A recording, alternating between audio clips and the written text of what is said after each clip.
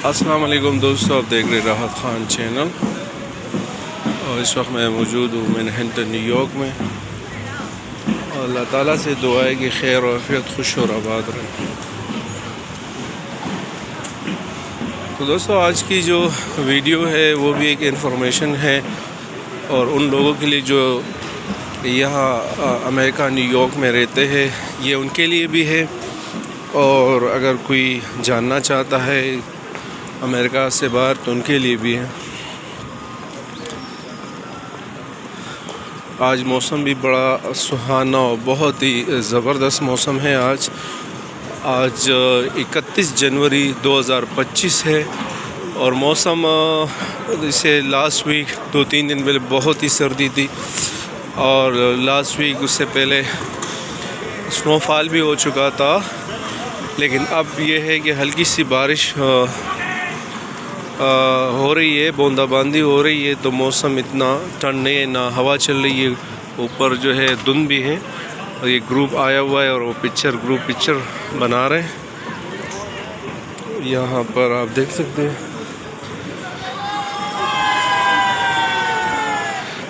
कि आपको ये भी दिखा दूँ।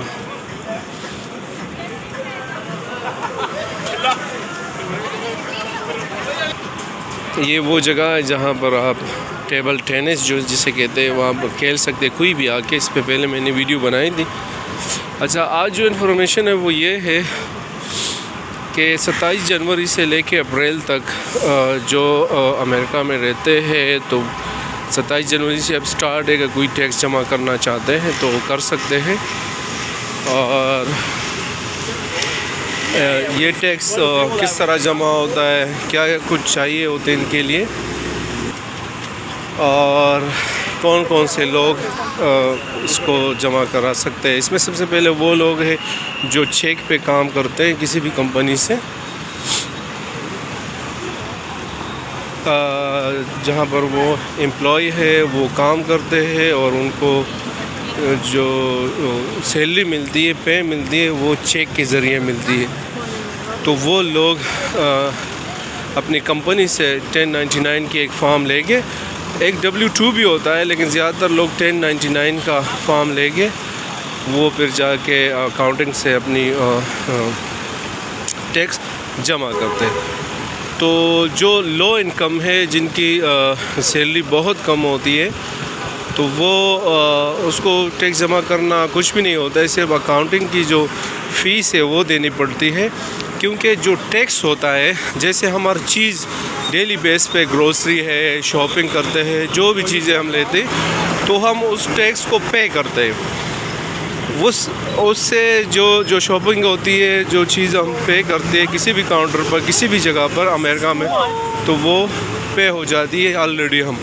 तो जब ये अब जनवरी से अप्रैल तक अगर कोई अभी टैक्स जमा करना चाहते हैं तो ये नहीं है कि वो आप जाके कोई एक्स्ट्रा अमाउंट देंगे। जो लो इनकम है, मैं उसकी बात कर रहा हूँ, तो वो कम से कम क्या करेंगे कि अपनी सारी डिटेल देंगे, अपने वो फॉर्म देंगे, सोशल सिक्योरिटी देंगे, वो सारी चीज़ें दे के तो वो जो अकाउंटिंग की फ़ीस है वो जमा करेंगे। तो फिर अगर आप चेक के ज़रिए या 10 चेक के ज़रिए या अगर आपके डायरेक्ट मेरे अकाउंट में आ जाएंगे तो वो तकरीबन 10 से 18 दिन के दरमियान, अगर आप लो इनकम में, तो गवर्नमेंट आपको उल्टा आपको $5-6 हज़ार देगी। अगर आपके 2 बच्चे हैं तो, अगर आपका एक बच्चा है तो डिपेंड करेंगे आपकी सैलरी पे, कि वो देखेंगे जो या के इदारे हैं वो चेक करेंगे 8 से 10 दिन में कि भाई आपकी वाकई ये बंदे तो आप लोग ज़्यादा है और आप जो है थोड़े आपकी पे और आपकी इनकम तो है वो लो है, तो इसलिए गवर्नमेंट आपको जो है 10 से 15 दिन के बाद आपको उल्टा आपको पेमेंट देगी। लेकिन जो जिसकी सैलरी ज़्यादा है, जो 45 से ऊपर है, फॉर एग्ज़ाम्पल 45-50 से ऊपर जितने भी हैं, तो वो फिर टैक्स जमा करेंगे कि अगर वो उसकी सैलरी को दे के तो उस पर जितना एक्स्ट्रा अमाउंट आएगी तो वो फिर टैक्स जमा करेंगे। यानी वो सिर्फ अकाउंटिंग की फ़ीस नहीं देंगे, जो उसकी सैलरी है उसकी बेस पे फिर उसने कुछ जितनी भी आ गई सालाना की फ़ीस वो जमा कर सकते हैं। तो बाज़ लोगों को ये सोच होती है कि भाई हम टैक्स जमा करेंगे, क्या कौन से लोग कर सकते हैं, कौन से लोग नहीं कर सकते, और इनके लिए एक प्रॉब्लम ये भी है। अच्छा, जो बड़े बिजनेसमैन है तो उसको बहुत सारी अपॉर्चुनिटी फिर इसके अलावा मिलती है। अगर बहुत बड़े टैक्स फाइलर है वो टैक्स पे करते हैं, तो जब बैंक से लोन लेता है या कोई प्रॉपर्टी ख़रीदते हैं तो ऐसे बहुत सारी चीज़ें हैं कि वो उसको मुख्तलिफ़ अंदाज में उसको मिलती है। एक छोटी सी इन्फॉर्मेशन थी, मौसम भी बड़ा ज़बरदस्त है।